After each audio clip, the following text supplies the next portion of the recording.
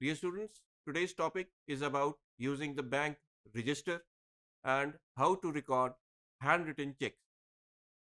A number of companies do not use all the facilities available in QuickBooks.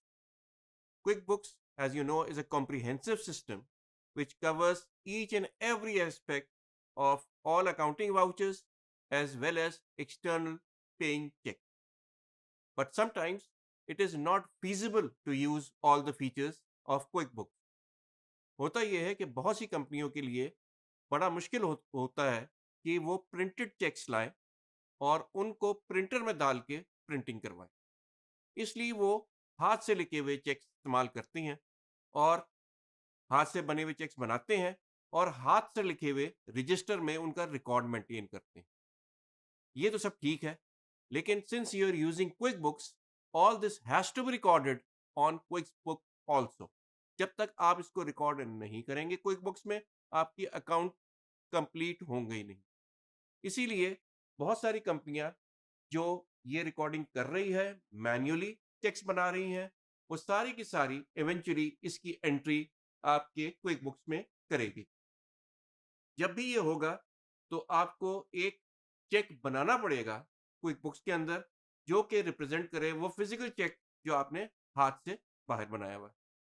और यही तरीका होगा कि फाइनली आप अपने पूरे अकाउंट्स को रिकंसाइल कर पाएंगे, अपने अकाउंट्स के साथ भी और विद बैंक स्टेटमेंट के साथ भी, जो गाहे बगाहे आपको बैंक भेजता रहता है या आप खुद अपने पास ऑनलाइन डाउनलोड कर लेते। तो आइए अब देखते हैं कि हम किस तरीके से बैंक अकाउंट रजिस्टर को इस्तेमाल करते हुए वो तमाम चेक्स जो हमने बाई हैंड बाहर बनाए हुए हैं वो अपने क्विक बुक्स में रिकॉर्ड कर।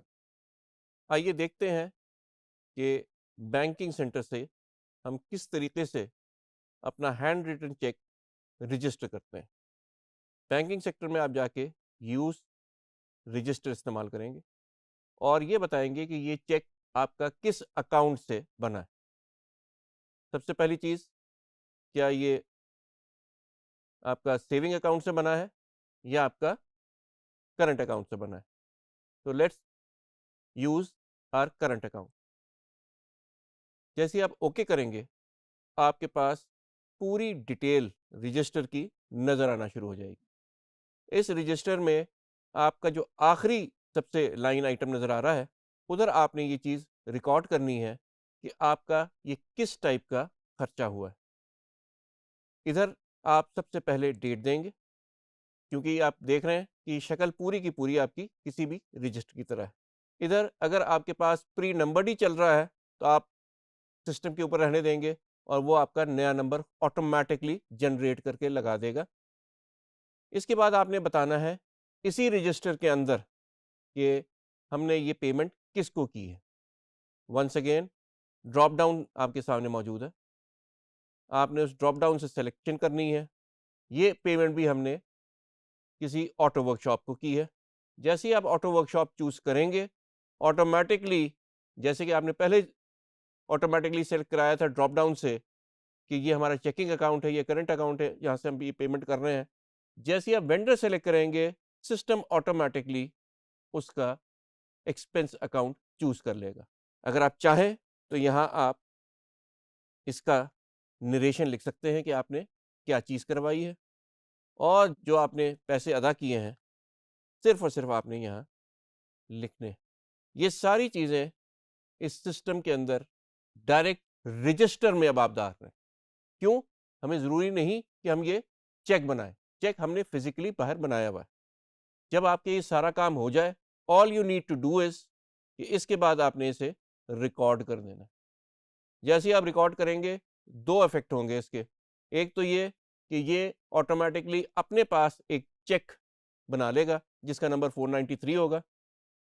नंबर 2, चेकिंग अकाउंट से जो अमाउंट आपने यहाँ लिखी है वो माइनस हो जाएगी, क्रेडिट हो जाएगी।